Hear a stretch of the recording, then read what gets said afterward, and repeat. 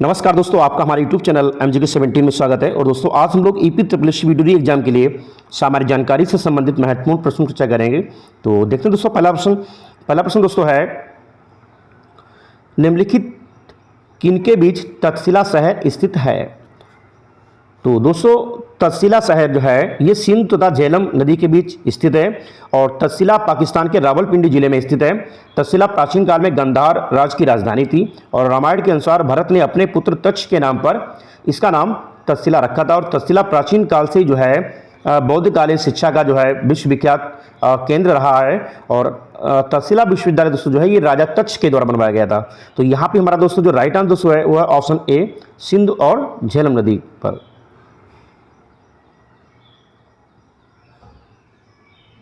अगला दोस्तों है, सम्राट अशोक का कौन सा शिलालेख कलिंग पर उसके विजय का उल्लेख करता है।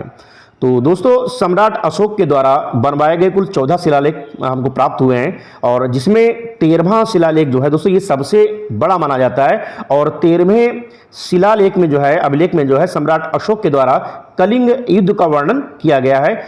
कलिंग युद्ध दोस्तों जो 261 ईसा पूर्व हुआ था। तो यहाँ पे हमारा दोस्तों राइट आंसर है वो ऑप्शन डी, 13वें शिलालेख में।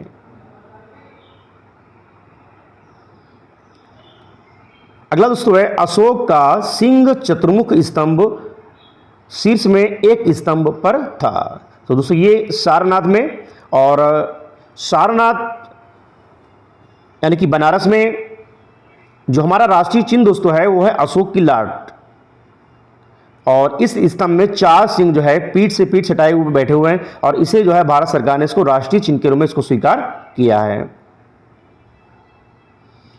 अगला दोस्तों, चंद्रगुप्त मौर्य के इस प्रसिद्ध राजनीतिक सलाहकार को निम्नलिखित सभी नामों से जाना जाता था। और इसके अलावा दोस्तों बात करें कौटिल्य की, तो कौटिल्य को भारतीय राजनीतिक विचारों का जनक माना जाता है। और इनके नामों की बात करें तो विष्णुगुप्त और चाणक्य, और इन्होंने जो है विश्व प्रसिद्ध पुस्तक अर्थशास्त्र की रचना की है जो राजनीतिक लोक प्रशासन और अर्थशास्त्र की प्रमाणिक पुस्तक मानी जाती है।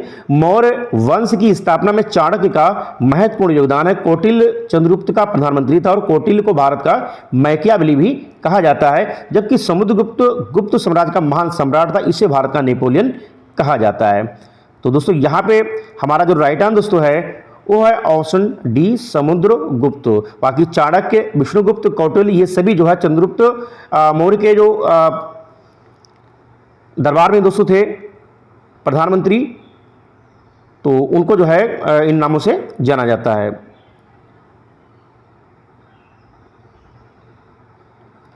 अगला दोस्तों है, अशोक के कौन से शिलालेख में ब्राह्मी लिपि का प्रयोग नहीं किया गया था। तो दोस्तों ऑप्शन बी, सहवासगढ़ी। अगला दोस्तों, निम्नलिखित में से मौर्य कला का सर्वोत्तम प्रतिमान कौन सा है। दोस्तों मौर्य कला का सर्वोत्तम प्रतिमान स्तंभ है और मौर्य कला का विकास भारत में मौर्य साम्राज्य के युग में 4वीं से 2री सदी ईसा पूर्व में हुआ था। तो यहाँ पे हमारा दोस्तों जो राइट आंसर है वो ऑप्शन ए, स्तंभ। अगला है दोस्तों, निम्नलिखित में से कौन सा अशोक के साम्राज्याधीन नहीं था। दोस्तों कर्नाटक के मास्की अभिलेख तथा दतिया जिले के गुर्जरा अभिलेख से यह ज्ञात होता है कि अशोक का साम्राज्य कर्नाटक तथा गुर्जरा तक विस्तृत था और अशोक का कश्मीर पर भी अधिकार था। कल्लड़ के राज तरंगड़ी के अनुसार उसने यहाँ पर श्रीनगर को बसाया था। गुर्जर शासन का उज्जैन क्षेत्र में भी अशोक के अधीन रहा। और कामरूप असम का पुराना नाम है, यह अशोक के साम्राज्याधीन नहीं था। तो यहाँ पे हमारा दोस्तों राइट आंसर है वो ऑप्शन डी, कामरूप, जिसको जो असम का प्राचीन नाम था।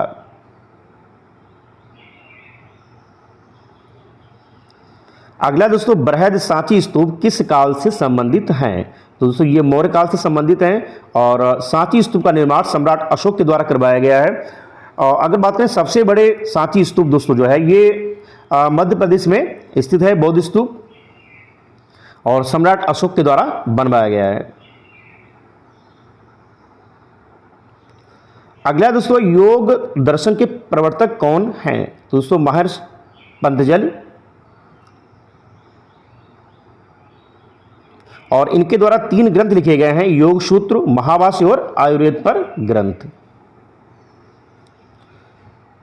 अगला है दोस्तों, दी गई जानकारी से राजवंश की पहचान करें। पुष्यमित्र ने इस वंश की स्थापना की थी।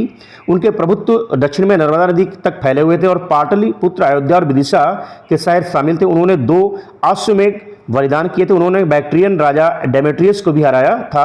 राजवंश का 5वां राजा भागभद्र था और पंतजलि का गौरव ग्रंथ महाभाष्य इस समय के दौरान लिखा गया था। तो यहाँ पे हमारा जो राइट आंसर है वो ऑप्शन डी, शुंग राजवंश।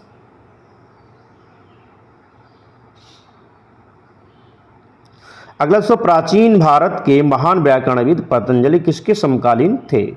दोस्तों, प्राचीन भारत के महान व्याकरणविद पतंजलि शुंग वंश के संस्थापक पुष्यमित्र शुंग के राजपुरोहित और उन्होंने पाणिनि के अष्टाध्यायी नामक पुरातन व्याकरण ग्रंथ पर महाभाष्य नामक टीका भी लिखा है। जो अष्टाध्यायी की रचना दोस्तों की है वो महर्षि पाणिनि के द्वारा की गई है। और अयोध्या अभिलेख से पुष्यमित्र शुंग के 2 बार अश्वमेध यज्ञ करने की जानकारी भी हमको प्राप्त होती है। तो यहाँ पे मेरा जो राइट आंसर है वो ऑप्शन सी, पुष्यमित्र शुंग। अगला सो, कनिष्क प्रथम के शासनकाल के दौरान कौन सा प्रसिद्ध आयुर्वेद विद्वान था? दोस्तों, चरक। चरक एक महर्षि एवं आयुर्वेद विज्ञान के रूप में विख्यात थे और कुषाण राज के जो है राजवेद थे। उन्होंने आयुर्वेद के पितामह के रूप में भी इनको जाना जाता है। इनके द्वारा जो ग्रंथ लिखा गया दोस्तों वो है चरक संहिता। आयुर्वेद का सबसे प्राचीन ग्रंथ माना जाता है। और कुषाण साम्राज्य के संस्थापक की बात करें दोस्तों तो कनिष्क प्रथम का नाम मिलता है। अगला कुषाण मूलतः कहाँ के निवासी थे? दोस्तों, ये चीनी तुर्किस्तान, कुषाण मूलतः चीन के तुर्किस्तान के निवासी थे और चीन पर कब्जा करने में असफल होने के कारण ये मध्य एशिया में जाकर बस गए थे और ये यूची जात के थे। कुषाणों में सबसे प्राचीन जो महत्वपूर्ण शासक माना दोस्तों जाता है वो कनिष्क माना जाता है। और कनिष्क के समय में दोस्तों चतुर्थ बौद्ध संधि थी जो कुंडलवन कश्मीर में आयोजित हुई थी, वो कनिष्क के समय में ही आयोजित हुई थी। अगला दोस्तों, निम्नलिखित में से किस शासक के दरबार में बहुत से विद्वानों को नवरत्न के रूप में अलंकृत किया गया था? तो दोस्तों, चंद्रगुप्त सेकंड। अगला है, हर्षवर्धन के शासनकाल के दौरान निम्नलिखित में से कौन सी नई राजधानी थी जो थानेसर से स्थानांतरित हुई थी? दोस्तों, हर्षवर्धन प्राचीन उत्तर भारत का एक महान सम्राट था और उसने 606 से लेकर 647 ईस्वी तक शासन किया था और वह पुष्यभूति वंश का था और उन्होंने अपने शासनकाल में अपनी राजधानी थानेसर से कन्नौज स्थानांतरित की थी। तो यहाँ पे मेरा राइट आंसर हुआ है ऑप्शन डी, कन्नौज। अगला है, निम्नलिखित में से किस शासक के दरबारी कवि हरिसेन थे? तो दोस्तों, समुद्रगुप्त। हरिसेन समुद्रगुप्त का दरबारी कवि था और ये 4वीं शताब्दी के संस्कृत के महान कवि और गुप्त सम्राट समुद्रगुप्त के मंत्री थे और इसके द्वारा जो है प्रयाग प्रशिष्ट की रचना की गई है। प्रयाग प्रसिद्ध गुप्त वंश के राजनीतिक इतिहास के बारे में जानकारी के लिए सबसे महत्वपूर्ण अभिलेख स्रोत माना जाता है। और समुद्रगुप्त चंद्रगुप्त प्रथम का पुत्र उत्तराधिकारी था और गुप्त वंश का सबसे महान शासक था और समुद्रगुप्त को ही दोस्तों जो है भारत का नेपोलियन बीओ स्मिथ महोदय ने इनको बताया है। तो यहाँ पे मेरा दोस्तों राइट आंसर जो है वो ऑप्शन बी, समुद्रगुप्त। अगला दोस्तों, भारतीय इतिहास में धन्वंतरी कौन थे? तो दोस्तों, चंद्रगुप्त विक्रमादित्य की सभा को सुभोचित करने वाले प्रसिद्ध चिकित्सक थे।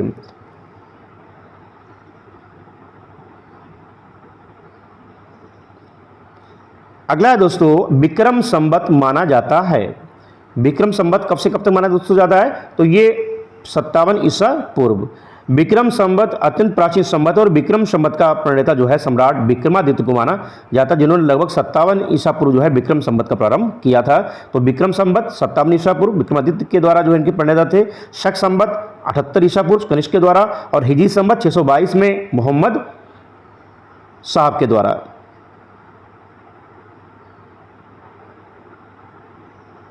अगला दोस्तों, खगोलविद बारहमिहिर और कवि कालिदास किसके दरबार का हिस्सा थे? दोस्तों, खगोलविद बारहमिहिर और कवि कालिदास चंद्रगुप्त द्वितीय के शासनकाल के प्रमुख कवि थे और समुद्रगुप्त का उत्तराधिकारी चंद्रगुप्त द्वितीय था और चंद्रगुप्त द्वितीय का अन्य नाम देवगुप्त, देवराज, देवश्री तथा उपाधियां विक्रमांक, विक्रमादित्य, परम भागवत थी। तो यहाँ मेरा दोस्तों जो राइट आंसर है वो ऑप्शन ए, विक्रमादित्य। अगला दोस्तों, हर्षवर्धन ने 5 इंडीज को अपने नियंत्रण में लिया था। इनमें से कौन सा 5 इंडीज था? तो दोस्तों, पंजाब, कन्नौज, बंगाल, बिहार और उड़ीसा। हर्षवर्धन पुष्यभूति वंश का महान शासक था और इसने 606 से लेकर 647 ईस्वी तक शासन किया था और हैंसांग के अनुसार हर्ष ने उत्तर के 5 राज्यों यानी कि पंजाब, कन्नौज, बंगाल, बिहार और उड़ीसा तक अधिकार किया था।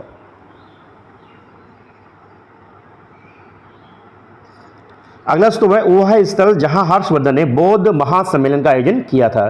दोस्तों प्रयाग वह स्थल है जहां हर्षवर्धन ने बौद्ध महासम्मेलन का आयोजन किया था और कहा जाता है कि वह हर 5वें वर्ष प्रयागराज में महामोक्ष परिषद का आयोजन करता था तथा भारी दान करता था। वर्तमान में इस महामोक्ष परिषद को कुंभ के तौर पर देखा जाता है। तो यहाँ हमारा दोस्तों राइट आंसर वो ऑप्शन बी प्रयाग।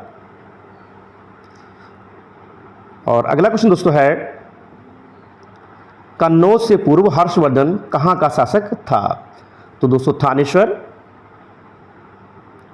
दोस्तों हर्षवर्धन अंतिम हिंदू सम्राट था जिसने कश्मीर को छोड़कर समस्त उत्तरी भारत पर राज्य किया था और हर्षवर्धन 606 ईस्वी में थानेश्वर के सिंहासन में बैठा था तथा बाद में कन्नौज को उसने अपनी राजधानी बनाया था। अगला क्वेश्चन दोस्तों है गुप्त काल की प्रसिद्ध महिला शासिका कौन थी? दोस्तों प्रभावती गुप्ता। गुप्त काल की प्रसिद्ध महिला शासिका प्रभावती गुप्ता थी। प्रभावती गुप्ता गुप्त वंश के शासक चंद्रगुप्त द्वितीय की जो है पुत्री थी और इसका विवाह बाकाटक वंश के शासक रुद्रसेन द्वितीय के साथ हुआ था। अगला क्वेश्चन दोस्तों है 12वीं शताब्दी के आरंभ में दिल्ली पर किसका शासन था? दोस्तों 12वीं शताब्दी के अंत में दिल्ली पर तोमर वंश का शासक था और अनंगपाल दिल्ली के तोमर वंश के संस्थापक थे। तो यहाँ हमारा जो राइट आंसर है वह ऑप्शन ए तोमर वंश। और अगला क्वेश्चन दोस्तों है जयचंद के विश्वासघात के कारण पृथ्वीराज चौहान की पराजय हुई थी। कालांतर में जयचंद कहाँ और कहाँ मारा गया? तो दोस्तों ये चंदावर के युद्ध में 1194 में। और अगला क्वेश्चन दोस्तों है निम्न में से कौन से वंश ने भारत के दक्षिण भाग पर शासन नहीं किया था? दोस्तों राजपूत वंश ने भारत के दक्षिण भाग पर शासन नहीं किया था और 7वीं से लेकर 12वीं शताब्दी तक काल का जो है राजपूत काल कहा जाता है। 7वीं से 12वीं शताब्दी का जो समय दोस्तों है ये राजपूत काल के नाम से जाना जाता है। तो दोस्तों ये थे सामान्य जानकारी के महत्वपूर्ण प्रश्न जो आने वाली थी। तो इस वीडियो एग्जाम के काफी लाभप्रद होंगे।